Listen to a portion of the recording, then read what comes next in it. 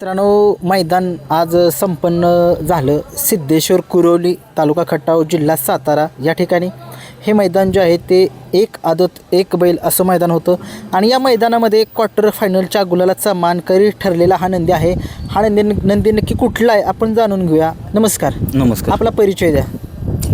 नाव सांगा. किसन मोठी. गाव कुठलं? लवंग. तालुका जिल्हा सांगा. तालुका माळशिरस, जिल्हा सोलापूर. काय सांगाल आपल्या या नंदीचं नाव काय आहे? बाजी नाव आहे. बाजी. यांच्या मालकाचं नाव काय? गणेश पवार. गणेश पवार. कुठली खरेदी आहे वगैरे काय? घरचंच आहे. घरच्याच गायचा वासर. काय आता वय काय याचं? वय आता 4 दाते. बरं. 2-2.5 वर्षाचं असेल. 2.5-3 वर्ष. ठीक आहे. काय सांगाल आज सिद्धेश्वर कुरोलीच्या मैदानामध्ये आज याचं नाव काय? बाजी. कोणासोबत होता? हा रुद्रा म्हणून आहे. कुठला होता रोजरा? पळस मंडळ. पळस म्हणलं. हा पहिरा कोणी जमवला होता काय? आमचे सुट्टी मेकर सचिन वाघमारे. बरं. रुद्रा आणि बाजी ही गाडी आज कोणत्या गटामध्ये पळाली? गट क्रमांक 53 मध्ये पळाली. गट क्रमांक 53, तास क्रमांक 7 मध्ये. हा. काय सांगाल ड्रायव्हर कोण होते? ड्रायव्हर त्यांच्यातलाच होता. मोनो ड्रायव्हर होता. बैलाचं तुम्ही बघितलं आज गट काढला. सेमीला कुठल्या सेमीला होतं गाडी? 3 नंबर सेमीत होते. तर तास नंबर 3च. काय झालं सेमीला नक्की?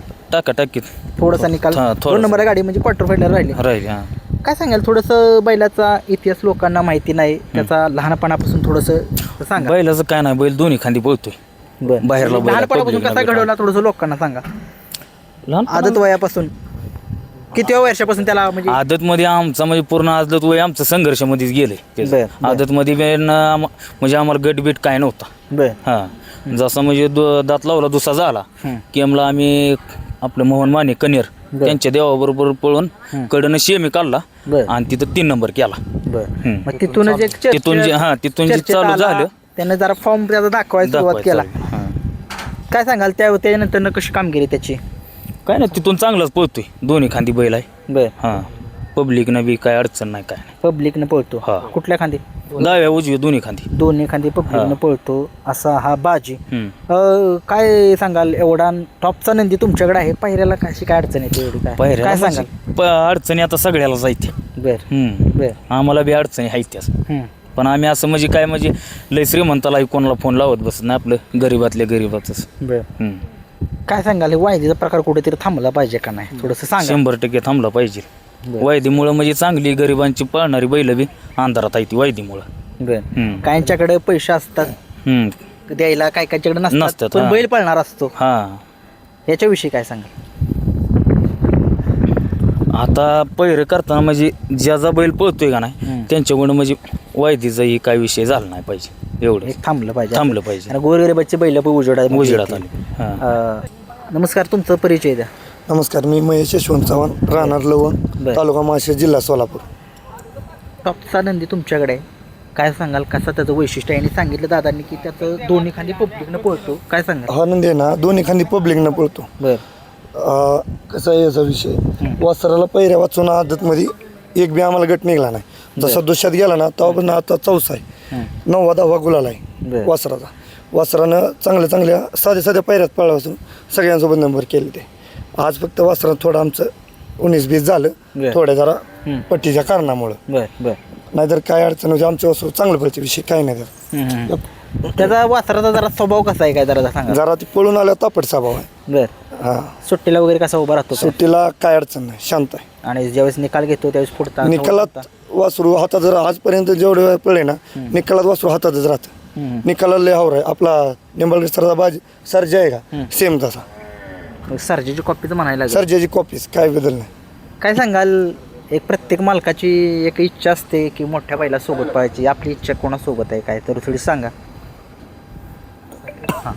निमगावच्या सावकारसोबत पळायची इच्छा आमची. बरं. आणखीन काय दुसरा कुठला नंदी? काय आमच्या भागातला नंदी आहे निमगावचा सावकार.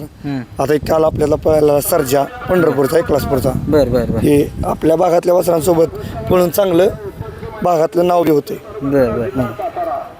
त्यात स्पीडबद्दल सांगा जरा. स्पीड एवढं माहीत नाही लोकांना, थोडंसं सांगा कसं स्पीड आहे नक्की त्याचं? वासराचं वैशिष्ट्य काय आहे? वासराच्या खालच्या उडीपासून वरच्या उडीपर्यंत तेवढा स्पीड लावतो वासरू.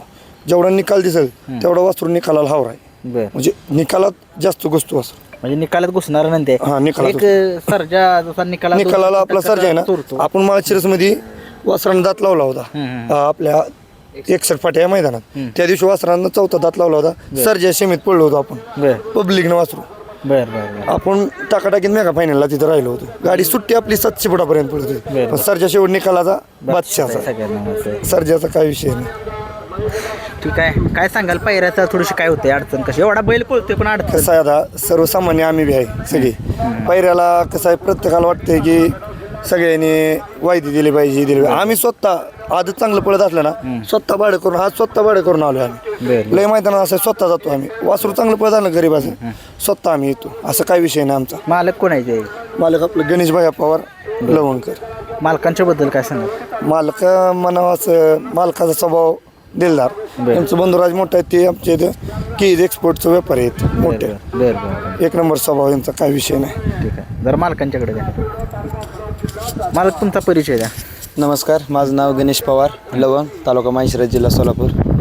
काय सांगाल? गुलालाचा बैताच बादशाह आहे, काय सांगाल तुमच्याकडे? त्याच्याबद्दल सांगाल तेवढं कारण कमीच की आहे. एवढे टॉपचे पैरे नाहीत तरी सुद्धा गुलाल मिळवतो, एक हाती सामना फिरवतोय, काय सांगाल? हा ना, आणि टॉपचे पैरे झाले तर 100% चर्चेत येणार. येणार. हो.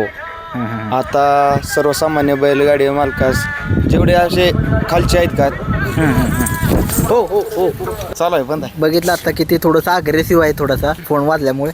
काय सांगाल आता, म्हणजे आता अग्रेसिव्ह पण त्याचा घरी पण असतो का? घरी नाही, घरी एका दाव्याचा असतो. बर हा, इथं मैदानाचं फक्त नाही, पळ झाला का तो मारतो 100%. बर. हा. त्याला खाद्य वगैरे कसं काय असतं काय? खाद्य त्याला पैलवान कट्टा, पैलवान कट्टा. पहिलवान कट्टाबद्दल काय सांगा? त्याचा रिझल्ट कसा आहे? रिझल्ट 100%. दुसरं तो खात पण नाही. पैलवान कट्टा 100% रिझल्ट आहे त्याला.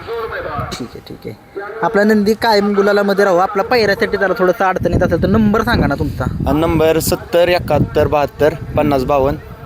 ठीक आहे, धन्यवाद.